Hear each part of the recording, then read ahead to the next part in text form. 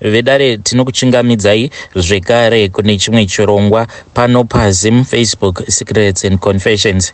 Tadzoka zvekare nemamwe messages. Hey, zvakangoma hazvo veduwe, and the strange things do happen in this world. Pane imwe message iyo yandakatumidzirwa ichibva kuna vahanzvadzi vedu. Hanzi makadi zvenyu mukoma, ndinokumbirawo kuti munge muchindiposterawo nyaya yangu makavika chitupa changu. Inini ndikuda kuti ndinge ndichikuudzaiwo kuparadza kwandakaita marriage ye-best friend yangu. So nyaya iyi yakatanga apo patainge tichiri kuZim, but marriage yake ndakazonyatsokuipindira paper 2 manje patainge tava kunoku kuJoni, ndo pandakabva ndazonyatso kumeka sure kuti they will never get back with each other again. So inini nebest friend yangu nevarume vedu tose tainge tichingodzidza in that same class. So zvakaitika ndezvekuti nefriend yangu takabva tangopfurirana kuti tinge tichingodanana nevakomana avo vatainge tichidzidza navo. Saka zvinhu zvedu tainge tichingoita tiri pamwe chete, but munongozivawo kuti muupenyu progress dzinenge dzakatisiyanei. Saka friend yangu nemurume wake vakabva vazotanga kuprogressa in life, even though murume wangu nemurume webest friend yangu vose vainge vakaendawo kuchikorokoza at the same time, but wangu murume ainge akangoita balance, so zvinhu zvake ainge achizviita slow pore pore, zvekutoti dzimwe nguva kana uinaye pavanhu waitonzwa uchitonyara, zvekuti akangovhura muromo wake kudai kungotanga kutaura vanhu vaibva vatoona kuti iri ndo rinonzi balance remurume. Saka even pavakatanga kuenda kuchikorokoza ikoko ndaingozivawo kuti haiwawo hakuna kana chainge chichazombobudako. Saka vaiti kana vakaenda kuya since kwainge kuchishandiswa zvechiginyabvu apo pekuti murume webest friend yangu auya akabatawo kana $200 mumaoko, wangu murume aikwanisa kutouya akakubatira kana $30 kumubvunza kuti ko manga musiri kushanda mose here, aitokudza kuti tanga tishanda tose but tazotorerwa mari. Saka zvinhu zvacho zvainge zvingori nekachikawadi kachibaranze mukati. Ndikabva ndatanga kungoboekana naye, ndikabva ndazobvisa nhumbu yake ini mukoma. At that time inini nefriend yangu tose takangobatira nhumbu dzedu at almost the same time, but inini ndakabva ndatarisa in the future, ndikabva ndatoona kutoti munhu wangu uyu he was not worth to have a child with.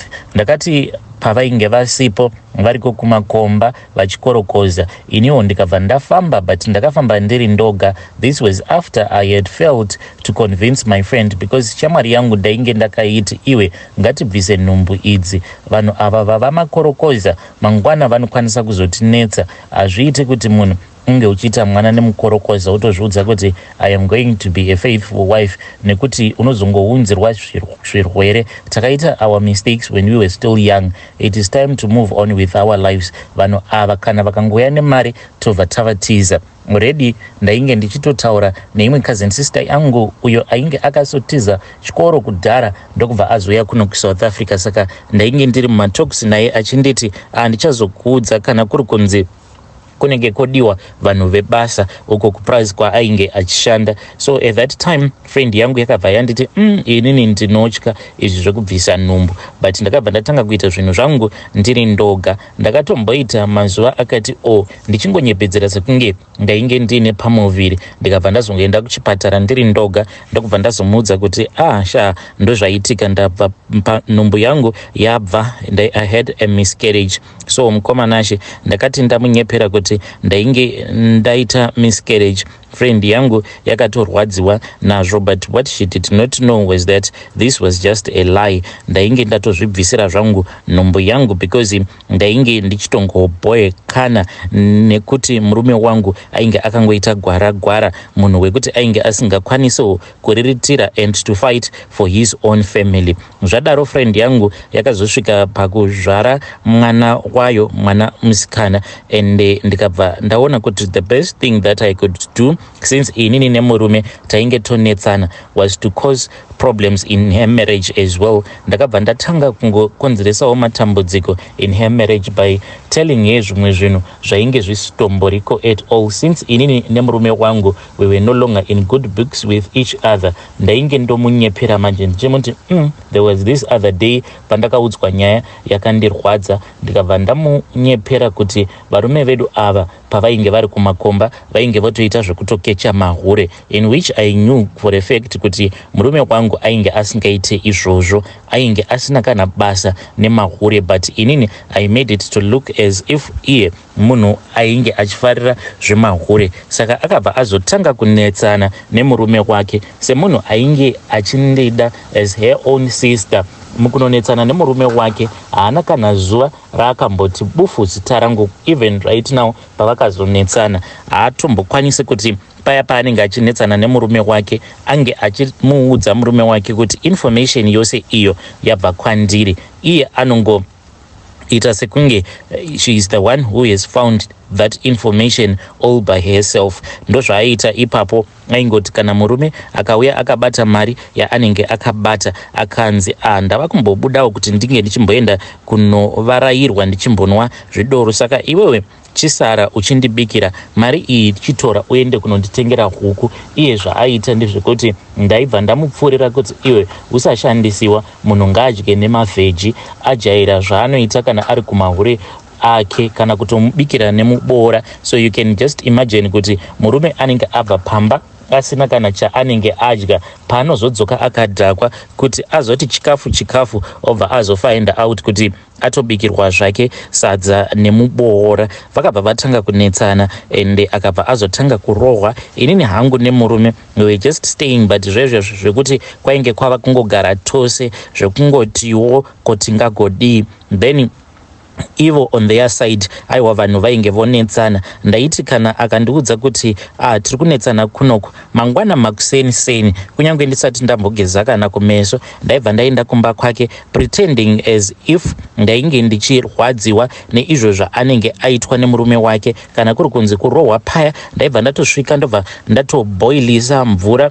Kana murume wacho aripo ndaibva ndatoti but banguru musaita yamunoita, mukadzi harohwe apa ndinenge ndichitodzisa mvura yekuti ndinge ndichimutova. Then friend yangu ndaita ndichiruma ndichifuridzira because kana ndiri kumba aiti kana akandifonera achindiudza kuti arohwa ndaibva ndamuti munhu ngaasungiswe, but aizoti kana akati please ndiperekedzewo ndobva ndazotanga kumukansela. Apa ndichimukansela kudaro ndainge ndichiitira kuti murume wacho ange achizvinzwa kuti I am cancelling his wife.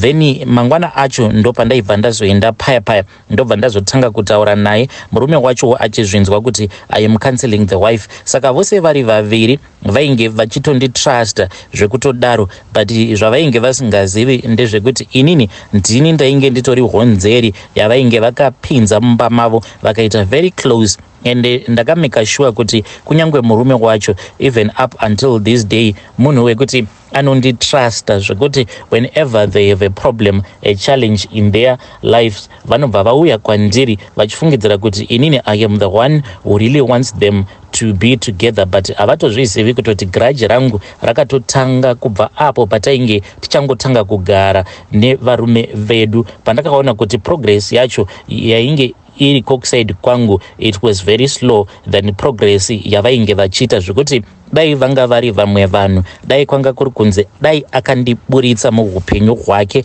angadai zvimwe kuda izvezvi akatovakisa zimba rake kuzimu uko, because at that time murume wacho aita sekunge munhu ane laki rekubata mari, ainge asingabati mazimari mahombe at the same time, but aikwanisa kuita almost wiki rose achingouya mumba akabata ma 200. Saka friend yangu yaibva yauya kwandiri yobva yazondibvunzawo kuti ndoita sei nemari iyi. Ndainge ndichingomupa maadvice akadhakwa ndichingomuti murume wako iwewe sezvo aine laki, ziva kuti laki haripere zvego. Iwewe you just need to do what you need to do. Uchingoshandisawo mari, tengawo foni kana kungotenga zvinhu zvakangosiyana siyana so that mari iyoyo ndaibva ndatanga kumupfurira kuti ange achitenga mafoni, hembe nezvimwe zvinhu zvinoita kuti mari inge ichikasika kupera. Handina kana kumbogara ndakamupa idea yekuti munhu anonzi munhukadzi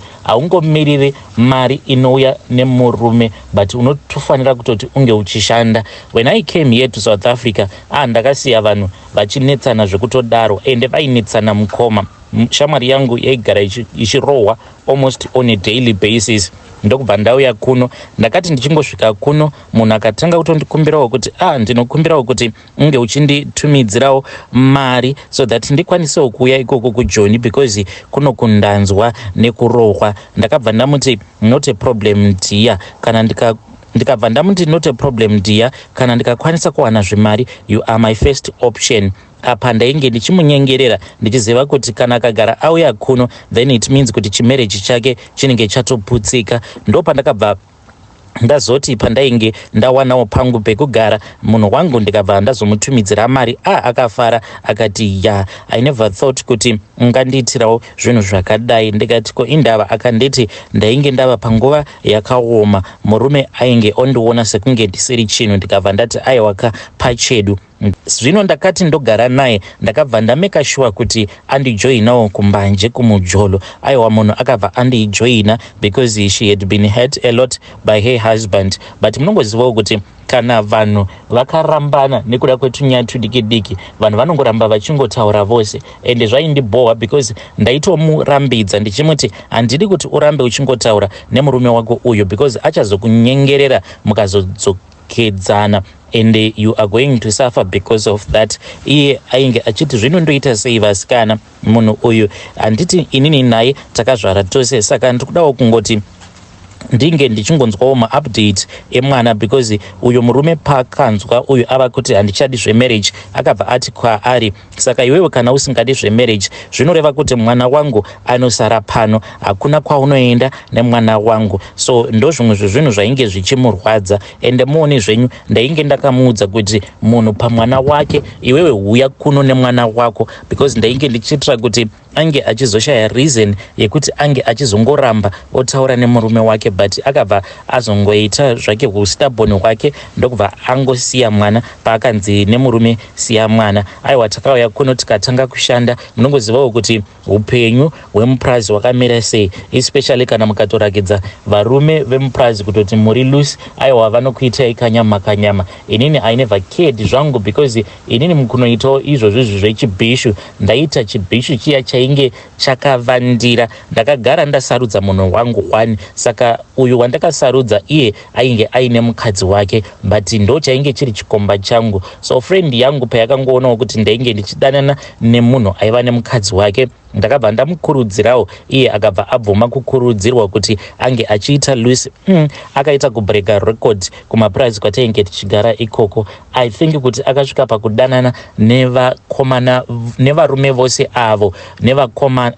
I think kuti akasvika pakudanana nevakomana vose vainge vachishandapo papurazi ipapo, ndokubva azochigraduata manje akabva achizotanga kudanana nevarume vevanhu. Takazotoita zvekutobvapo tichidzingwa nevakadzi vatainge tichigara navo pakomboni mushure mekunge abatwa akamira nevamwe baba vari kuseri kwetoilet vatori busy zvavo vachiita bonde ravo masikati vakamira kudaro. Ainge akaita zvekusimudzirwa gumbo mudenga kudai vanhu vachitoisika bonde ravo, ndokubva tadzingwa paya like a very good best friend. Ndakabva ndataura one of my other friend uyo ainge ava kugara mutown, ndokubva tatsvakirwa imba mutown tikatanga kushare that room.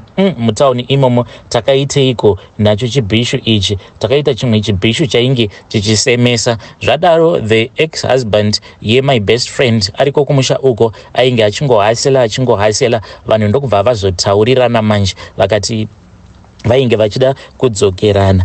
Ndakarwadziwa pandakanzwa kuti vainge vachida kudzokerana, but sezvisinei sezvo vainge vari vanhu vainge vakazvara vose mwana, ndikangoti let me leave it. But murume akangoti achingouya kuno ameno mukoma ndakangonzwa kungobhoyekana naye, so ndikati munhu uyu he does not deserve to stay with my best friend. Deserve kuti ange achita murume best friend yangu. Ndikabva ndatanga kumurongera zano. Ndakambozama kuti ndinge ndichimusejusa. Ndaiti paya kana ndikaenda kumba kwake sezvo friend yangu yainge ichishanda. Inini ndaibva ndarova zvangu ndobva ndapfuura nekumba kwacho. Ndaitombozama kumugarira beya kudai kuti anyatsokuona maasset ose. Munhu ainditarisa but ndaiona kuti ainge achindizeza kuti ange achindikudza kuti ainge afarira everything that he was saying. Ndikati ndoita sei? Ndokubva ndati plan B. Saka pamafriends angu umwe musikana uyo wandakazotanga kuwirirana naye muno mujoni, aiwa iroro ndo bishu rekupedzisira. So ndakabva ndazomuudza ndikati iwe ndiri kuda kuti unge uchidanana nemurume best friend yangu. Akanditi for the why. Ndikabva ndamuti uyu munhu anondida, saka ndinoona kuti ndinge ndichidanana naye hazviiti. Saka even though I love him, ndikuda kuti iwewe unge uchidanana naye, but please usazomuudza kuti ndinozviziva kuti iye anondida. Apa ndainge ndichimeka sure kuti I was just tying all the ends kuti nyaya isazodzoka kwandiri. Apa ndainge ndiri spy zvekare. So this best friend of mine akabva azotanga manje kuchidanana nemurume best friend yangu zvichizonobatwa. This was last year ndopa vakabva vabatwa. Nguva yose iyi ndainge ndichingopa information kabisira zviya zvekungoti munhu unenge uchingomunyevera nzeve but uchida kuti iye ange achizozvibatira ega. Saka one day the husband akabva azobuda. Ndaitozviziva kutoti ari kutoenda kunoona best friend yangu. Then ndikabva ndazongonyevera uyu best friend yangu ndikabva ndamuti ko iwewe mamovements emurume wako unodi kumboita uchimbotarira kuti munhu aripi. So the husband ainge angobuda achiti ari kuda kuenda kunogadzirisa phone. Apa ndainge ndichitozviziva kutoti munhu uyu aenda kulodge nebest friend yangu. Zvandakaita ndezvekuti ndakabva ndazotanga kudzidzisa uyu friend yangu kuti even munhu ukakwira Bolt inobva yatokupa maresponse kuemail iya yaunenge wakashandisa kuregister kuti your trip zvikadai. Saka since email yacho yainge iri mufoni best friend yangu, ndikabva ndati iwe downloada Bolt. Ndokubva adownloada Bolt paya. Iyi munhu akabva atanga kuchema akati maita basa yenyu asikana. I did not know kuti ndo zviri kuitika izvi. Then akabva atoona kuti the last trip that the guy had requested yainge iri trip yakanomusiya kune imwe lodge and ainge achitoriko kulodge ikoko. Ndikati iwe usaita dzungu, munhu kana adzoka chinyatsomuudza kuti ndakakupa second chance. Mushure mekunge ndakupa second chance now wava kundihurira nemunhu wandinoziva, saka nezvako handichadi. Ndakabva ndanyatsokumkomekedzera kuti this time around please this guy no matter what kind of an explanation that he will give you usafa wakabvuma kupusiswa, nekuti kana ukangobvuma kupusiswa apa ameno hako uchazounzirwa chirwere mumba. Iye akabva ati waita basa hako since she was still HIV negative. Ndakaramba ndongomuudza kuti you are very lucky nechihure chemurume wako. Apa ndainge ndichitonyepa. Munhu wekutongotiwo ainge achitomborina chihure murume best friend yangu. Paakazodzoka ayo yainge ingori yohwe. Ndikabva ndazonzi ndinge ndichiuya kuzovagadzirisa but mukoma ndakabva ndangoti asi mimi bamukuru munozozvinyanya. Munoreva kuti nezvose izvo zvamakamboita kumashure but still you are just continuing. Ndakukoniwai imimi bamukuru. Ndikabva ndati anyway guys, imi michigadzirisa nai handi paya ndakambokuudzai kuti dai mamboenda paseparation. Mukaenda paseparation but hamuna kuzodzoka futi kwandiri kuti munge muchindiudza kuti mava kuda kudzokedzana but now you are back together. Mava kuda kundiita get involved munyaya dzenyu. Saka imimi itai yamunongoita. Zvaizvezvi murume best friend yangu ari kutogara neuyu musikana wandakazotanga kuwirirana naye mushure mekunge ndauya kuno kuSouth Africa. Apa ibhishu mukoma, munoziva rinonzi bhishu remakoko. Ameno ikoko. But ndakatongoitawo yandakaita because ndainge ndisingadi kuti friend yangu nemurume wake vange vachizoprogressa in life vachitisiya kumashure inini neex-husband yangu. Asi dai kwanga kuri kunziwo mukunosarudza, dai ndakasarudzawo munhu wekuti anokwanisawo kuzvimirira panenge ari panenge paine vamwe varume. At least maybe zvaizvezvi ndingadai ndichigere naye but ndakabva ndasarudza munhu ndichifungidzirawo kuti he was going to be a good father but ndikatoona kutoti ndainge ndazvitorera zvangu zimkeya rangu ndokubva ndatongosiyana nazvo. Ndiyo confession yangu iyi mukoma. Hey, vedare ndo message iyo yandakatumidzirwa ichibva kuna vahanzvadzi vedu. Naimi kozva zvakangoma hazvo vedu we hanzi murume webest friend yangu ava kutogara neuyu musikana wandakazowirirana naye mushure mekunge ndauya muno muSouth Africa. Saka friend yako inokwanisa kutokudestroyera marriage, then otoramba uchitosapota friend yako uchitofungidzira kutoti ndiyo hama yangu. Izvo ndiye munhu anenge achitokuwisira pasi. Hanzi ndakangorwadziwa neprogress yavo in life. So sad. Munhu akatosarudza kutodestroya their marriage because akatya kuti ndinozosarira kumashure vanhu vachiprogressa in life.